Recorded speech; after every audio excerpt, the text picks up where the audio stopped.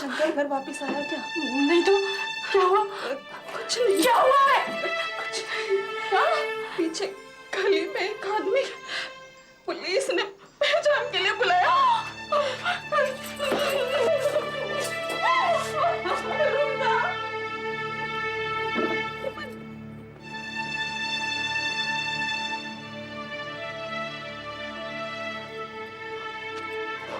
मार डाला, मार डाला, मार डाला। मैं जानती थी ना इनके लिए इतना मार डालेंगे। कैसे मारा? मैडम आपके नाम ये सुसाइड नोट इनकी जैसे मिला।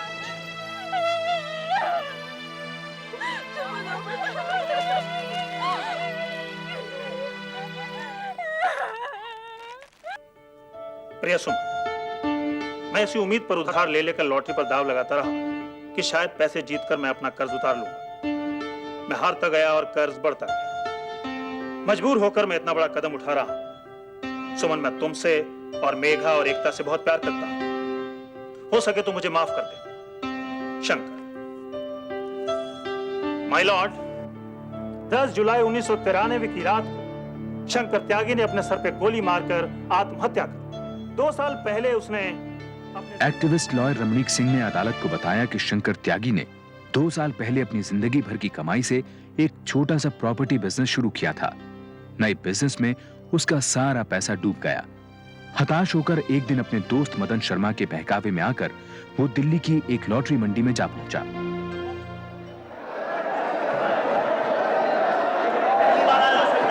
आज तो बोनी कर ही डालो। देखो 100 रुपए की तो सवाल है और फिर जीत गए, नंबर लग गया तो 900 रुपए मिलेंगे। अरे मदन भाई, मेरे पास तो सिर्फ 100 रुपए हैं। अरे एक बार करने से कुछ नहीं होगा यार, एक बार ट्राई कर लो। देखो इसमें 20 की टिकटें हैं, ठीक है, और सबका आखिरी डिजिट तिक्का है। अगर तेरा तिक्का निकल गया तो तेरी बेटा जिंदगी भर मौज ही मौज। रख लो यार, देखो गेम शुरू होने वाला है। रखो रखो।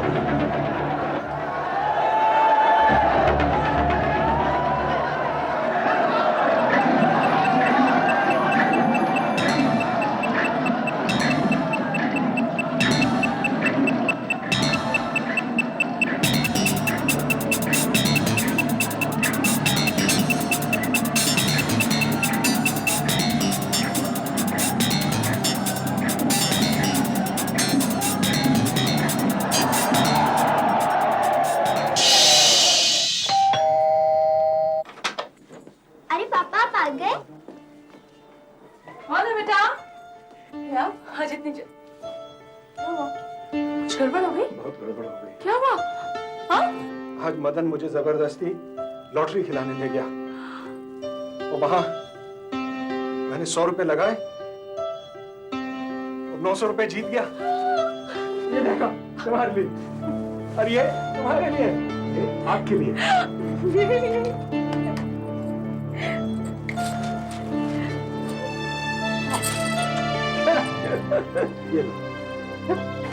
ये लो सब पैसे।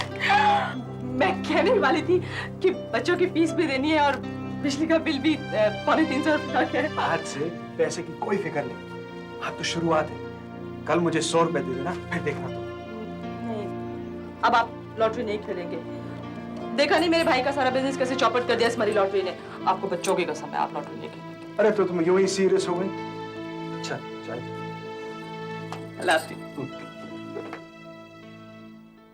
भाई त्यागी, कुछ समझ नहीं पाया।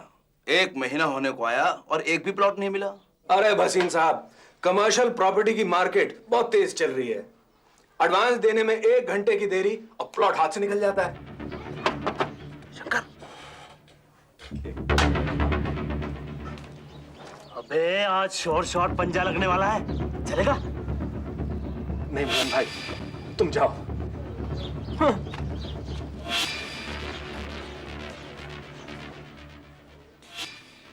वो छोटू, चाय में इतनी चीनी क्यों कम रखता है?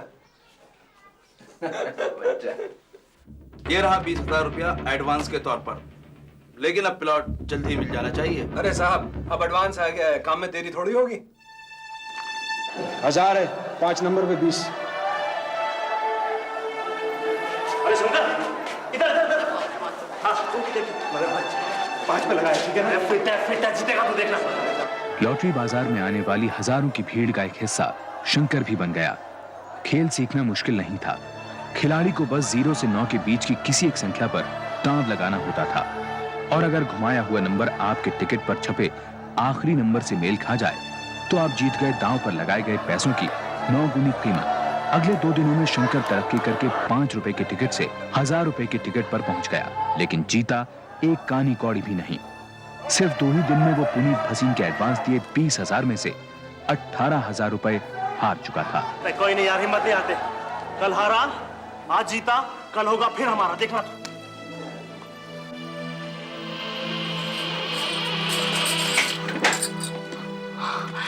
आप आज इतनी देर कैसे हो गई? सुमन, बहुत गड़बड़ हो गई। क्या हुआ? आज बस में किसी ने मेरी जेब काट दी सुमन। कितने पैसे थे? 20,000। 20,000? बयाना दिया था किसी ने प्लॉट का, समझ नहीं आता लौटाऊं कैसे। शायद मदन दे दे इंटरेस्ट पे। इससे तो अच्छा है आप किरण दीदी से मांग लो। बात घर में रहेगी और सूद भी नहीं देना पड़ेगा। लेकिन आप जल्दी से इस प्लॉट की डील करा दो। बहुत प्रीमियम प्लॉट है ये वसीम साहब, और इसका दाम भी एकदम ठीक। अब मुझे तो जो पैसे देगा मैं उसकी जमीन कर दूंगा। ओके। अगले ही दिन पुनीत भसीन ने शंकर को 1 लाख रुपए और दिए, ये न जानते हुए कि जमीन पहले ही बिक चुकी है। शंकर का वादा था कि महीने भर में वो जमीन उसके नाम करवा देगा। इसके अलावा शंकर ने सुमन की बहन किरण से भी 20,000 रुपए उधार मांगे। किरण दीदी, मुझे बहुत अर्जेंटली 20,000 रुपए की जरूरत है। पैसे मिले तो मैं लेदर एक्सपोर्ट का बिजनेस शुरू कर पाऊंगा। लेकिन सुमन ने तो इस बिजनेस के बारे में मुझे कभी बताया ही नहीं। अरे एक बार बिजनेस सेट हो जाएगी ना तो मैं उसे भी बता दूंगा। सुनता भैया, कोई भसीन साहब आए हैं, कहते हैं कि प्लॉट के बारे में कुछ बात करनी है। कहना बहुत बड़ी पार्टी है। हाँ, बहुत बिजी हूँ मैं। क्या कहेगा? बिजी है बिजी। शंकर खेलता गया और हारता गया। इस दौरान मदन ने अपनी लॉटरी एजेंसी शुरू कर दी थी। उसने शंकर के लिए 1 लाख के टिकट बुक किए और शंकर एक ही दांव में वो सारे पैसे कमा बैठा। इस हार से घबराकर शंकर ने मदन से ब्याज पर 50,000 रुपए और लिए, लेकिन महीने भर के अंदर शंकर वो भी हार गया। मदन के बाद शंकर मार्केट से भी पैसा लेता गया और लॉटरी में हारता गया। अगले 2 महीनों में शंकर का कर्ज बढ़कर 6 लाख रुपए हो गया। नतीजा, शंकर को अपनी दुकान बेचनी पड़ी।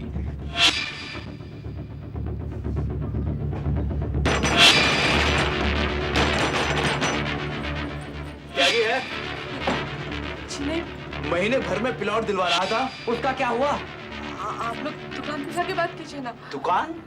दुकान बिके तो बहुत दिन हो चुके हैं। अरे वसीम साहब, आप ही के काम के लिए तो क्या हुआ था? तुम अंदर जाओ। मुझे मेरे पैसे वापस लौटा दे त्यागी। पैसे मिलते ही लौटा दूंगा।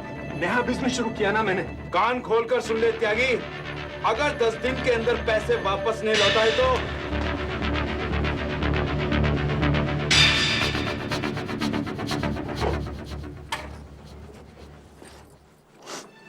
दुकान में के आपने बताया भी नहीं। अरे भाई, प्रॉपर्टी का बिजनेस मंदा चल रहा था, इसीलिए तो मैंने दुकान बेचकर एक कुरियर सर्विस की कंपनी शुरू की है। रात रात को घर नहीं आना, इसीलिए।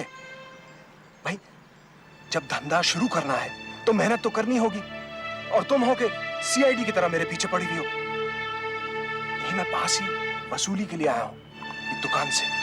अब वो भसीन साहब और किरण दीदी के पैसे?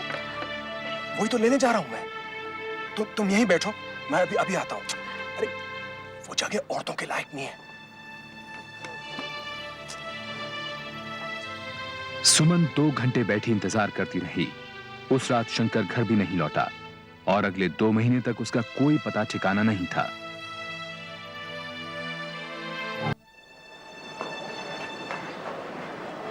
मम्मी, नंदन धोबी कह रहा था कि उसने पापा को हनुमान मंदिर के पास के लॉटरी मंडी में देखा है।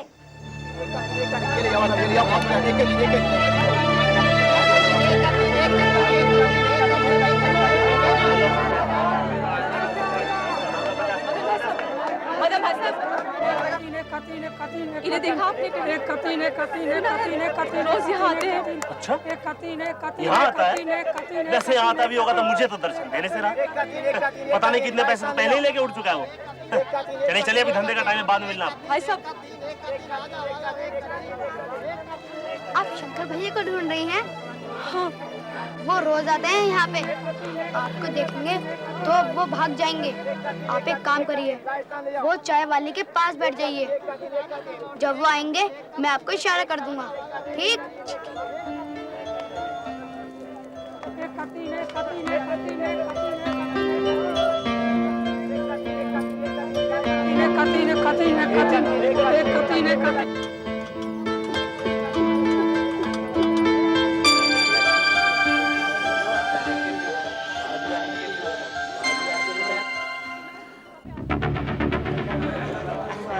शंकर भैया,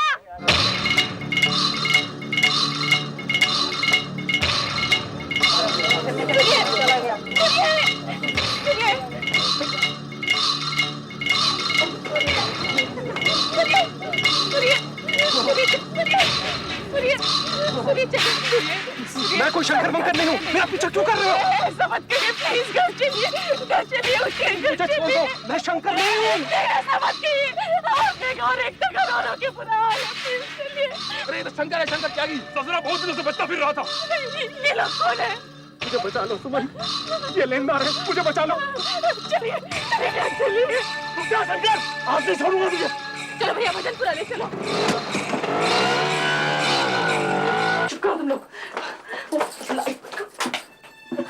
लेनदारों के डर से शंकर और सुमन उसी रात भजनपुरा छोड़कर शाहदरा चले गए।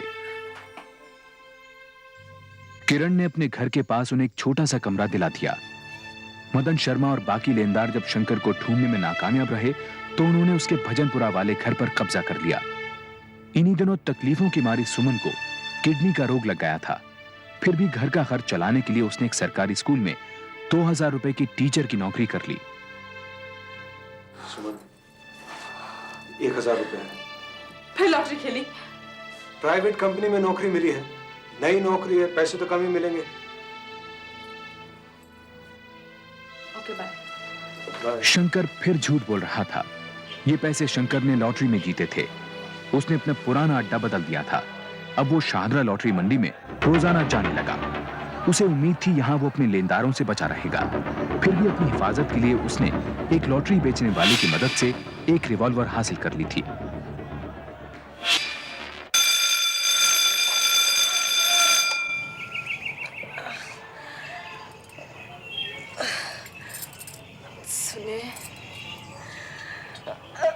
सुनिए, बहुत दर्द हो रहा है। अच्छा, मैं डॉक्टर का इंतजाम करता हूँ। इतनी सुबह डॉक्टर नहीं मिलेगा। अरे madam, doctor Shankar at your service.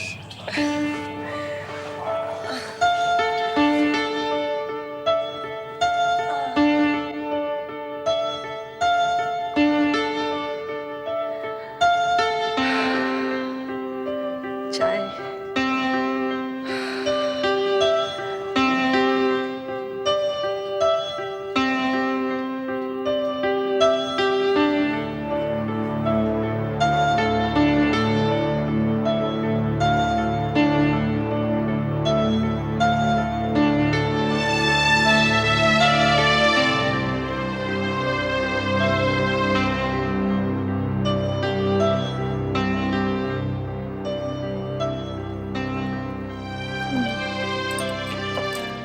लगता है तकलीफ ज्यादा बढ़ गई है। अच्छा, ऐसा करता हूँ, मैं एक इंजेक्शन दे दूंगा, उससे काफी आराम आएगा।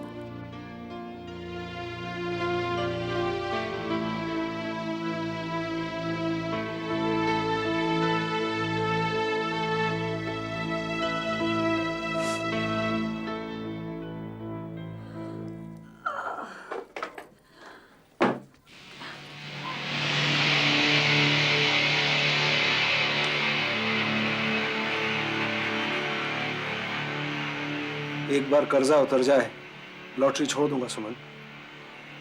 आप लॉटरी छोड़ दीजिए, कर्जा भी उतर जाएगा। लेकिन लेनदार कब तक इंतजार करेंगे सुमन? लेनदार है, कोई कसाई तो नहीं?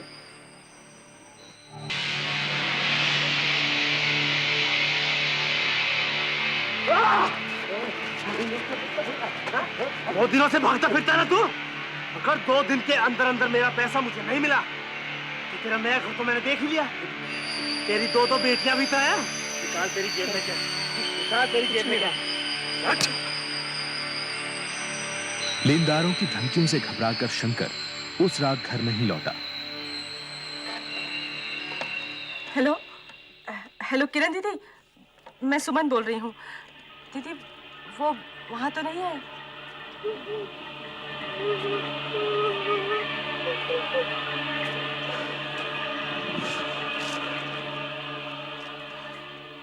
हेलो मदन भाई साहब, मैं बोल रही हूँ, वो तो नहीं है?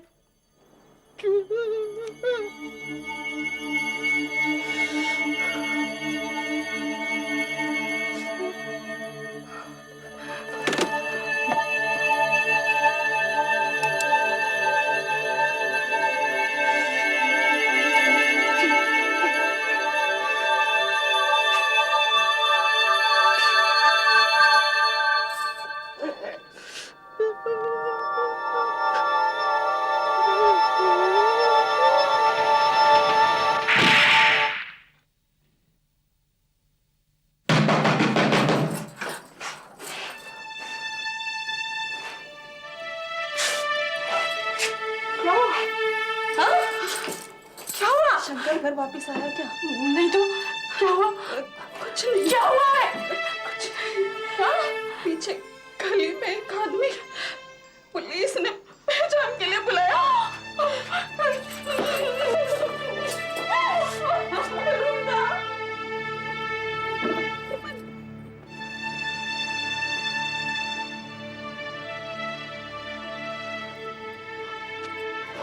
मार डाला, मार डाला, मार डाला। मैं जानती थी ना इनके लेनदार मार डालेंगे। कैसे मारा? मैडम आपके नाम ये सुसाइड नोट इनकी जैसे